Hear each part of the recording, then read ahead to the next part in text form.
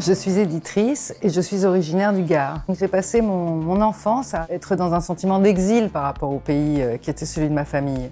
Parce que mes parents étaient profs et ont été nommés en Normandie. Avoir passé mon enfance à attendre les vacances pour revenir au pays, j'étais totalement amoureuse de sa culture, des chevaux, des taureaux, de la garrigue. Après 15 ans d'exercice professionnel d'éditrice à Paris, dans le Flammarion, j'ai décidé de créer une maison d'édition ici dans le Gard, au Diable Vauvert.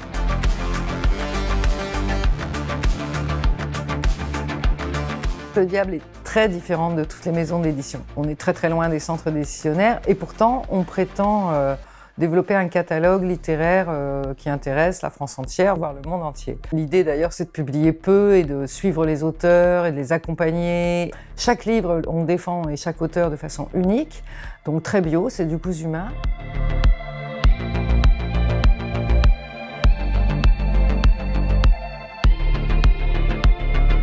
Alors pour moi, la Provence, c'est avant tout le pays des chevaux et des taureaux. Une vraie passion originelle qui date de l'enfance, qui est d'abord celle des chevaux, mais pas n'importe quelle équitation, de l'équitation de travail, l'équitation qui te permet d'aller conduire les troupeaux.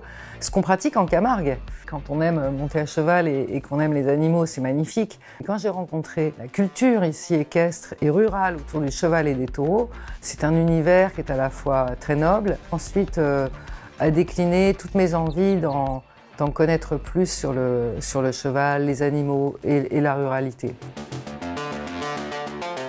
L'écrivain provençal irrésistible, c'est peut-être celui qu'on n'attend pas forcément, parce que son nom finalement est moins connu que son œuvre. Il s'agit de Denis Colombe-Donnan, qui a écrit donc le texte de Crin Blanc, et qui est une histoire d'absolu absolument magnifique, et qui est aussi l'histoire de la Camargue. Cette fin incroyable, c'est le mélange quand l'enfant disparaît dans la mer, qui fuit le monde des hommes, qui est trop cruel et un peu étroit, pour aller vivre avec son cheval.